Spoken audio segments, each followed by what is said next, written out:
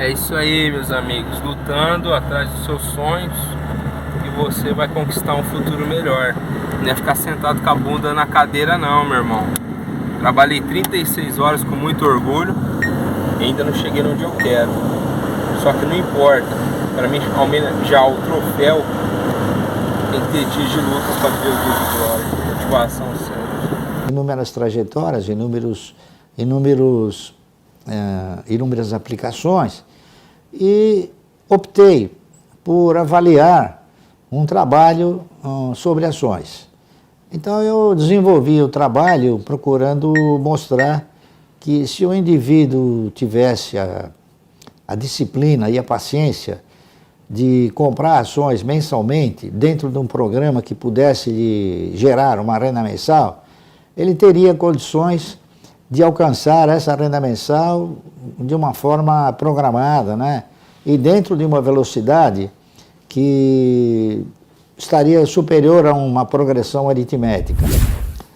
Eu então elaborei um trabalho propondo que o cidadão comprasse durante 30 anos uma quantidade de ações por mês, não é isso? Imaginando e pensando que ao longo do tempo essas ações pudessem me traduzir uma renda mensal. Pois bem, já no 8º ano desse programa que eu desenvolvi, eu já não precisava mais me preocupar, porque eu já tinha uma renda mensal capaz de me sustentar. E esse efeito multiplicador que as ações produzem, eles não são encontrados em nenhuma outra aplicação. Então, a paciência, né, que hoje eu já aplico em ações há mais de 40 anos, e eu nunca desviei este comportamento, eu nunca desvirtuei a forma com a qual eu comecei. Eu continuo e eu prossigo fazendo a mesma coisa, só que, evidentemente, com um volume de recursos superior. Então, foi um projeto que eu iniciei há muitos anos atrás e que realmente ele foi extremamente vitorioso, extremamente benéfico. É um projeto que eu aconselho a todos, é um programa que eu procuro mostrar aos indivíduos, né, que a forma ideal dele alcançar essa renda mensal digna seria exatamente essa: formular um programa de compra de ações dentro da sua capacidade, evidentemente, né, e reaplicando todos os ganhos provenientes de juros e de dividendos. Em ações, não pode absolutamente ser um investimento intempestivo que o cidadão compre uma ação só por comprar. Ele tem que comprar o quê? Ele tem que comprar uma ação lastreada num bom projeto, num projeto que tenha potencialidade de evoluir. E existem boas empresas no nosso mercado de capitais que ostentam essa condição. Quem é que tinha ou quem reunia condições de se aposentar em caráter assim sustentado? Eram os proprietários de empresas, tá certo? Os donos, os controladores, assim como a estrutura Klabin, a estrutura Suzano, enfim, uma série deles, né? Então eu resolvi fazer o seguinte: eu me apaixonei pela tese de também ser como eles, só não querendo ser o dono, e ser um pequeno dono, certo? Fazer parte daquilo, né? Fazer parte daquilo, não cultuando a questão de eu ser um acionista minoritário, e sim um pequeno dono. Porque o acionista minoritário, ele corre até o risco de vender as ações, e o pequeno dono, se ele parafrasear o dono, ele não vende as ações. Eu sempre procurei determinar o seguinte, já naquela ocasião: eu procurava adquirir ações de empresas que estavam em atividades perenes, tá certo? Por exemplo, energia, comunicações, saneamento. Depois, naquela época, nós não tínhamos ainda o setor financeiro como uma atividade perene. Bom, você falou de atividade perene. Energia só pode crescer, porque o país vai crescer mais. Claro. A necessidade de energia Telecomunicações. vai aumentar. Telecomunicações também. Saneamento, nós temos uma necessidade gigantesca. Gigantesca, exatamente. Então, e hoje você tem uma também, demanda por saneamento. Você tem, por exemplo, também o setor de tecnologia, tá certo?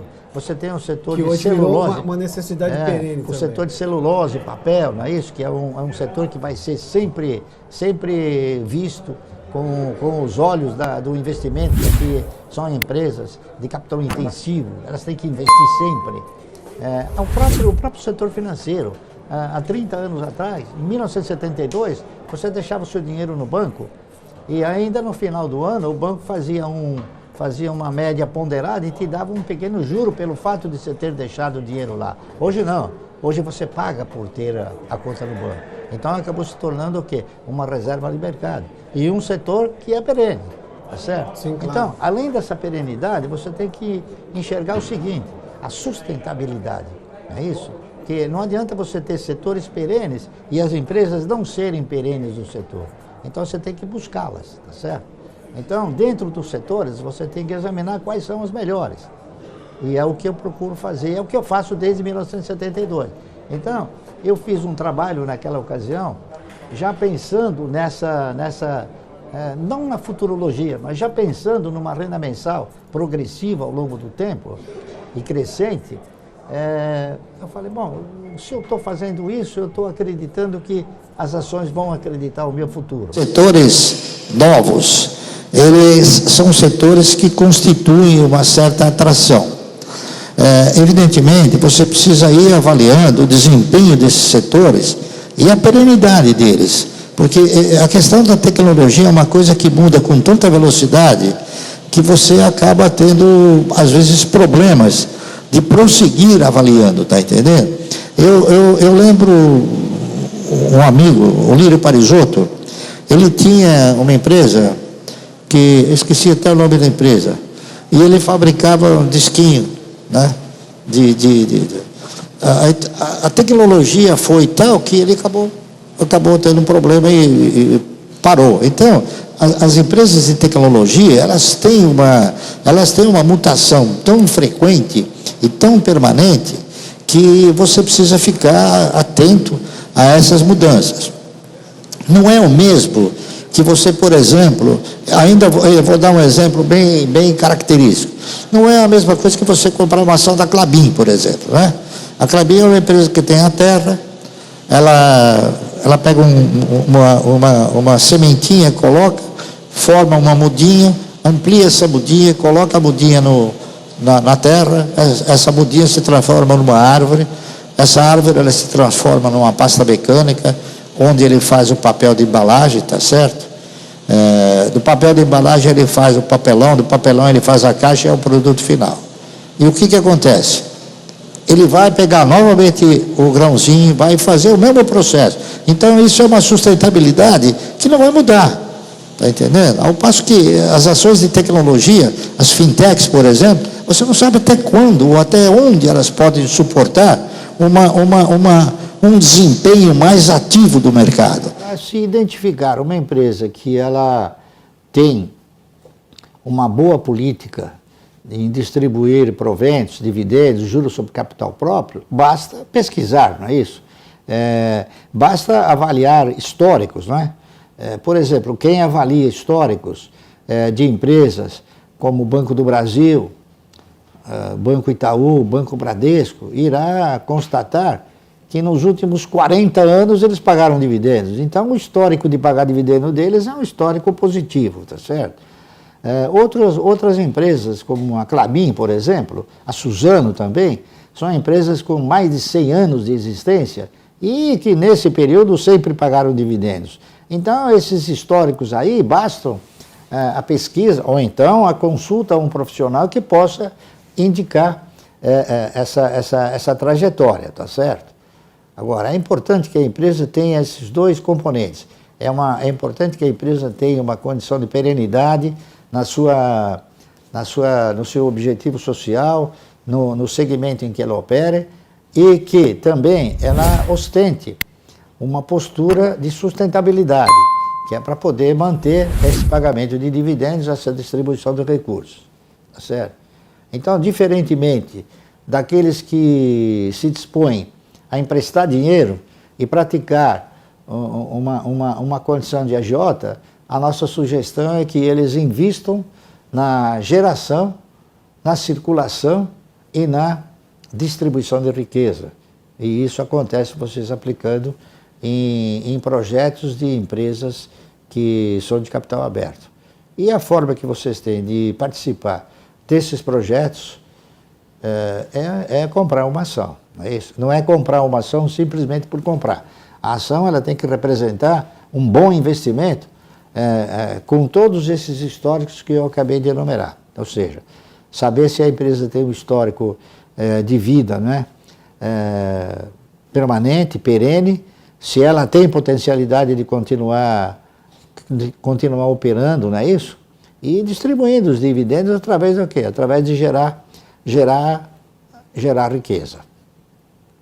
Então, ações, eu diria o seguinte, até parafraseando um trabalho que eu fiz há muitos anos atrás, as ações elas podem garantir um futuro.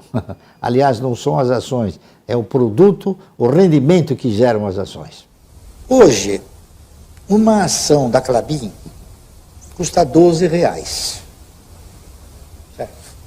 Em 1988, quando todos diziam que a Klabin ia quebrar, e a Klabin nunca vai ter condições de quebrar, eu comprei a 17 centavos. Certo?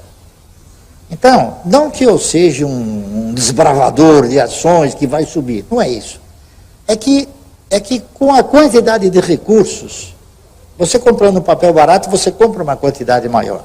E ainda se você fizer uma análise e verificar que esta ação tem uma potencialidade futuro, que ela está num setor de atividade que representa um fator importante para a economia, então você acaba optando por esta aplicação, muito embora você até perceba que pode ocorrer o fato de um ano e meio, 8 meses, 9 meses, você não vai receber o dividendo, porque a empresa tem o quê? A empresa tem um endividamento proveniente de um investimento que vai obrigá-la a direcionar os recursos em maior intensidade para cumprir todas essas obrigações a que ela se dispôs para poder crescer.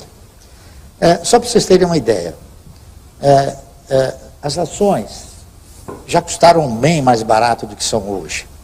Então as pessoas falam assim, bom, mas acontece um detalhe, se eu tivesse comprado esse papel nesse preço, hoje eu estaria milionário, realmente. Na década de 70, as ações do Banco Itaú custavam 60 centavos. Certo? Eu comprei ações do Banco do Brasil a 60 centavos também. E hoje elas custam 37, fora a montanha de dividendos que ele já pagou. Então, a analogia do jacaré é o seguinte, é porque você assimila a oportunidade, está entendendo? Então, o jacaré, ele nada mais faz do que aproveitar uma oportunidade, não é isso? Qual a oportunidade? Ele fica com a boca sempre aberta e o passarinho vem comer uma comidinha no dente dele e ele tem a oportunidade de... Jamais ele, como um réptil, né, seria o caçador mais competente de passarinho, mas ele acaba sendo exatamente por causa da oportunidade.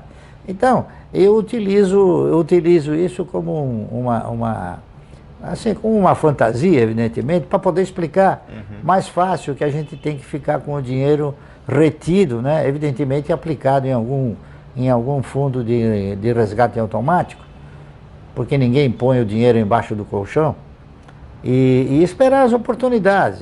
As pessoas às vezes costumam perguntar para mim o que eu acho do mercado. Eu costumo responder o seguinte, eu não acho nada. Sabe por quê? Porque eu não tenho ações do mercado, eu tenho ações de empresas. Então eu me preocupo com o desempenho das empresas. O índice, ele é uma carteira teórica composta, se não me falha a memória, por 68 ações de empresas que estão aí enunciadas. Só que o índice, no meu configurar, ele tem uma distorção. Existem 4 ou 5 papéis que eles possuem uma influência muito grande sobre o índice. Tal influência que, em muitas ocasiões, Se esses 5 papéis caírem e o resto do mercado subir, o índice vai indicar que o mercado caiu, que não é uma realidade. Se acontecer o contrário, ou seja, se esses papéis subirem e o mercado inteiro cair, o índice vai retratar o quê? O índice vai retratar que o mercado subiu. Então, é muito difícil de você avaliar o comportamento do mercado pelo índice. O índice ele é apenas um indicador de mercado como um todo, observando o quê? Economia, macroeconomia, microeconomia, informações, política, enfim, todos esses ingredientes. Mas, na realidade, você tem que se preocupar com as ações que você tem, o desempenho dessas ações, tá certo? Chegar a uma renda mensal que pudesse substituir, ou então estar no lugar da aposentadoria. E nós fizemos, então, um projeto de 30 anos, o cidadão comprando ações mensalmente durante 30 anos, tá certo?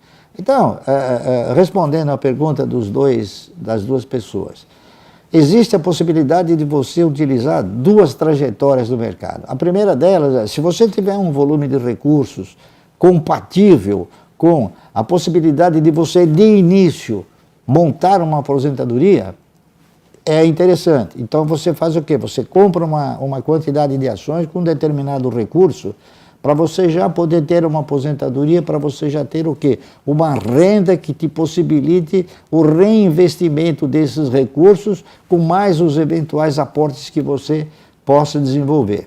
Agora, quem não tem a possibilidade de estruturar uma compra grande, então o que ele faz? Ele projeta o quê? Projeta metas para ir progressivamente alcançando essa posição. Eu utilizei as duas vertentes, ou seja, eu comecei a comprar ações, eu comprava ações mensalmente, ou sempre que aparecia algum recurso, sempre que surgia algum dividendo, e eu fui comprando ações. Na razão direta que eu recebia e recebo esses dividendos e as ações constantes da minha carteira, elas não estejam num preço compatível com aquilo que eu desejo, ou que o bom senso determina, então o que eu faço? Eu seguro o recurso para esperar quando o preço dessas ações da minha carteira melhorarem, ou então, mesmo que não melhore, quando apareça alguma outra oportunidade de alguma outra empresa de comprar e alavancar os recursos. Então, essas duas oportunidades, elas são ótimas no mercado. O importante é o seguinte, o importante é você conhecer a pessoa certa que possa te conduzir a isso. Porque depois que as coisas acontecem, é muito fácil. O importante é você ter quem te oriente e possa efetivamente te conduzir a essas situações. Então, o profissional, ele é talvez a figura resplandecente no caso de você entrar no mercado e aproveitar essas 2 trajetórias, ou seja, aquela de se formatar a carteira de previdência, tá certo? Ou em algumas circunstâncias, você aproveitar os recursos para conquistar, através de algumas oportunidades, uma alavancagem dos seus recursos que efetivamente irão compor com mais dinamismo a sua carteira de previdência. Agora, o importante é a carteira de previdência. A carteira de previdência que você constituiu, jamais ela deve ser negociada. Ela deve sempre ser progressivamente aumentada.